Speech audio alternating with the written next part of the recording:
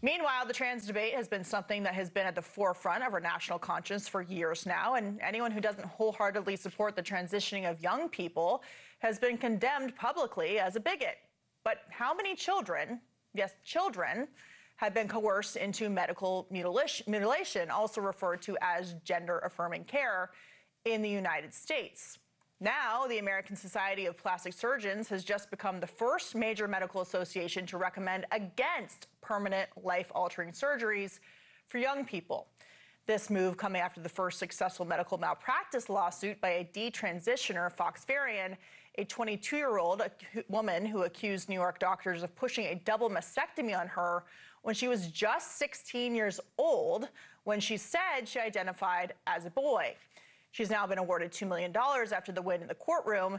So is this the start of more lawsuits or wins to come? For more now, I'm joined by Chloe Cole, an activist who opposes youth gender surgeries after she detransitioned at 16 years old, and Matt Sharp, Senior Counsel and Director of the Center for Public Policy at Alliance Defending Freedom. So, Chloe, I hate to use the word detransitioner because much of this is permanent when this process begins and is pushed by adults. But what is your reaction to this lawsuit and this court ruling? Thanks for having me.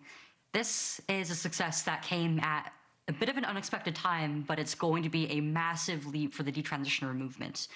Having looked into her case a little bit more, it speaks to me very personally because she was experiencing a lot of things that I was when I was going through the gender confusion as a kid as well. She not only had the gender-related distress, she was going through depression, she was suffering from symptoms of autism, and even estrangement from her father. Now, if I were a psychologist, my very first question would be, how do all of these things tie into this distress that she has around her body? And because her doctors failed that responsibility to take care of her and to lead her into a better direction, she deserves every single bit of justice that she gets, if not more. So, Matt, there's a group called Do No Harm, which is a group of doctors who are against this, and they have been for years. They did a study that shows at least 5,700 American children have been subjected to these kinds of surgeries between 2019 and 2023. And these surgeries are experimental. So in terms of this lawsuit that we saw coming down on the side of this young woman who was coerced into this life-altering mutilation of her body, what does this mean for maybe thousands of other children and their rights moving forward to get this problem rectified? I think this is going to give them encouragement that they have the right to receive justice for what was done to them. They were coerced, they were lied to, they had this radical gender transition drugs and surgeries pushed on them. And for years, voices in Europe have been warning about this. Legal voices like Alliance Defending Freedom have been pointing out that this is not backed by any science or good medicine. So verdicts like this send a message that these individuals, these children that were harmed by this, are entitled to justice, and those that did the harm are going to be held accountable. Chloe, do you see a cultural shift at all? I mean, this has been pushed so hard for the last 10 years. Do you see this lawsuit now maybe pushing it in the opposite direction, especially now that we have a number of studies that show these surgeries don't improve the mental health of the children who are getting them? It actually increases problems of suicidal thoughts and other harmful activities against oneself. Do you think that this is going to change the culture finally back to sanity and common sense and protecting the rights of children not to be harmed by psychologists and doctors who are experimenting on these children? Absolutely. I've been speaking about my own experience with detransitioning as a teenager and have even filed a lawsuit myself with Center for American Liberty against Kaiser, who provided these treatments to me. And in the last 4 years, I've seen a massive cultural shift in the discussion around transgenderism, especially in regards to children. And I think that this case is going to be precedental, and many other detransitioners and other people who regret their transition who went through it very young are going to see this and know that there is a path to justice and a new way out for them. And I think the bittersweet thing about this is that no matter how much any of us are compensated, it is never going to bring back time. We are never going to be able to relive our childhoods or get our innocence or healthy body parts back, but this is an amazing start.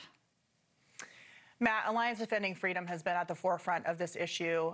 You've been there since the beginning.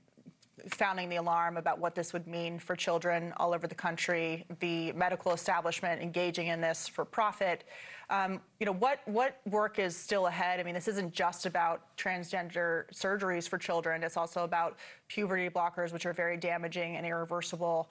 And it's also about these systems that have been set up in hospitals around the country to profit off of this kind of mutilation of children's bodies.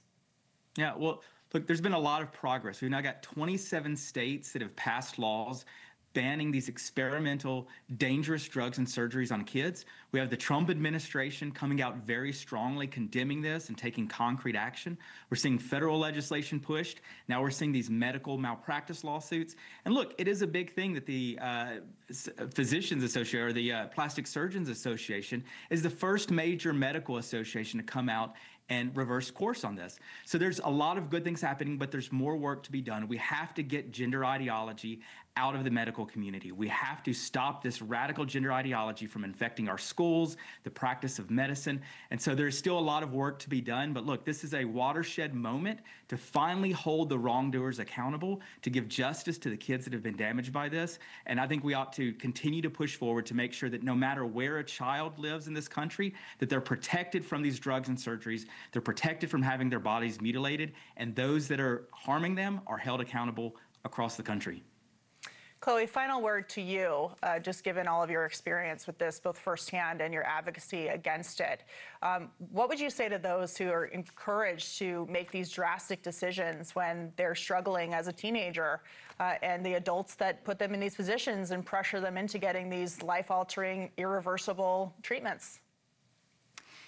I think that for most adolescents, and even maybe for most young adults, a part of growing up is going through a crisis in your identity and wondering who you are, and that can come, all the changes that come with that can come with a lot of its own stress, but it's not something that you have to deal with alone, and you certainly don't have to change who you are, because who you are is not how you look on the outside, but the things that you do for the people around you and your character.